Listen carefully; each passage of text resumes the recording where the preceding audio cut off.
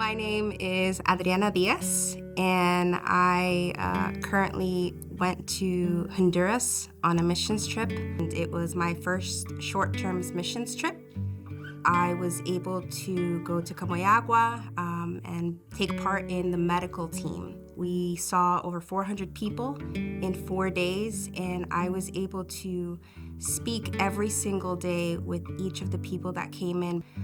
Two stories come to mind. The first one is of an older lady who came in with her 2 children, but unfortunately she did not have a ticket for herself. So thank God we were able to get her in. It was such a blessing to be able to have her be seen by doctors, and she was able to leave with medicines that she needed.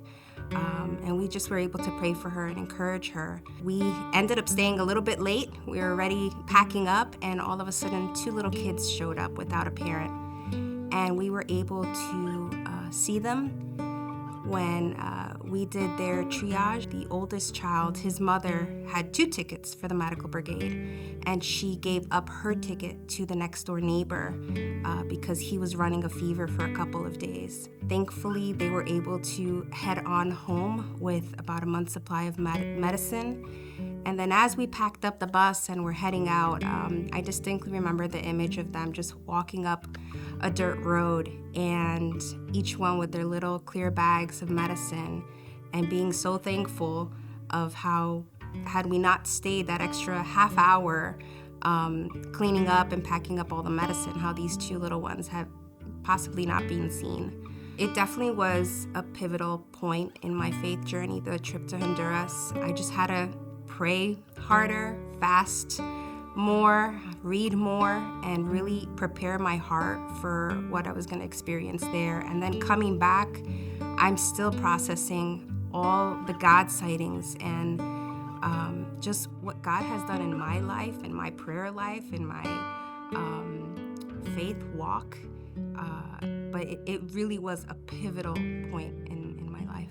About 51 of us that went. I love that we had multi-generational. We had about 15 teenagers and older people, and I think I adopted aunts and uncles and sisters and grandparents. We've been able to meet up after and have deep talks of just how good God was in Honduras and how he continues to just speak into our lives.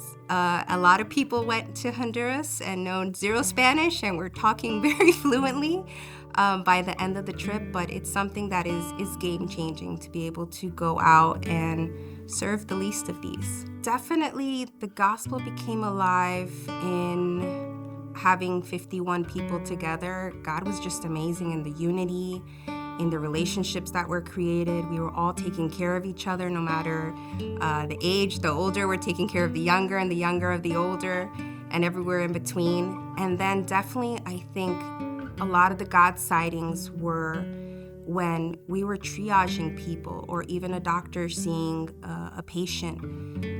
We were not only treating the physical, but also the spiritual and emotional, where there were moments where maybe one of the nurses would say, you know what, can we pray for you? And would call a bunch of us over, and we just lay hands and pray for that person. So I'm definitely planning on going back to another short-term missions trip. I'd be interested in going back to Honduras to kind of see the difference of a year has done, but open to wherever God is willing to lead and provide and open doors.